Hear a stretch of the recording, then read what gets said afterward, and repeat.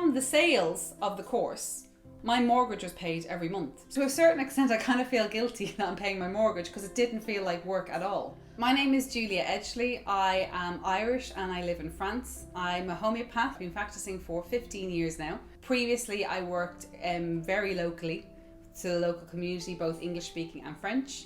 And since the pandemic, I opened up my practice to the world because everybody was working online, which now in hindsight I realised was a good thing because then it opened my eyes to visual media to help with my practice, and then led me on to film the course The ABC Method, which Carl and Nicola of Little Cloud has been an absolute dream. My aim was never necessarily to make huge money, but then Carl asked me, well, what is your objective like in terms of business? How many do you want to sell? And the joke was, I want to pay off my mortgage. The plan was to launch the course, have a few weeks off, regroup, because it takes a lot of energy, which was fantastic when you have people around you who want the best for you. You kind of ride along on that positive energy. So that got me through it, but then I was going to take 2 weeks off. However, those 2 weeks, my body decided to develop an extremely rare thyroid issue. But it meant if I didn't have this course, I wasn't working. So when I was told by my doctor to take 5 weeks off seeing patients, I had the course. So I didn't feel the pressure. I didn't feel, oh my God, I have to get better as soon as possible because I have no money coming in. The course just ticked along itself. So it would talk about great timing. That was brilliant timing. From the sales of the course, again with somebody who had done it backwards, I didn't have the mailing list and everything, my mortgage was paid every month. So that was a huge relief. I could relax, I could take the time to get better, and knowing that in the morning or I only check it once a week, I see how many I've sold, and then you're like, right, that's done. I didn't do anything, I didn't advertise, and it sells itself. I didn't do anything. So it was a lifesaver.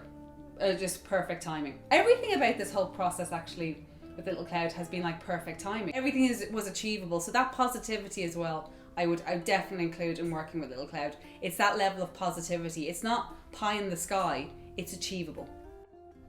The first thought was, God, they made me look so professional looking. Because you never see yourself as that, but it was such good production. And it really was. It was me.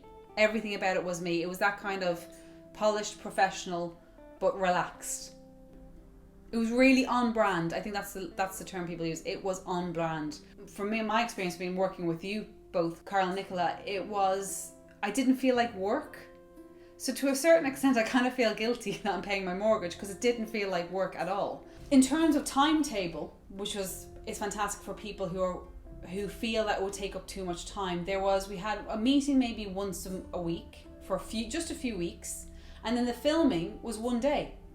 And this is for an hour's course and other, I think you call it B-roll.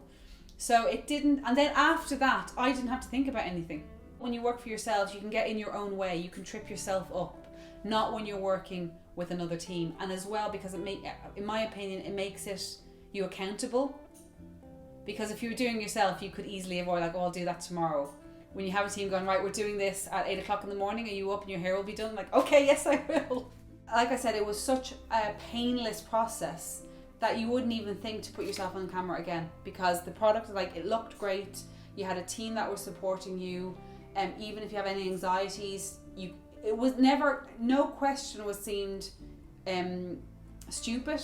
It was just flawed. It was effortless, would be the word. I will say this: your sense of humour, Carl, is so dry that sometimes thinking, is he joking or is that?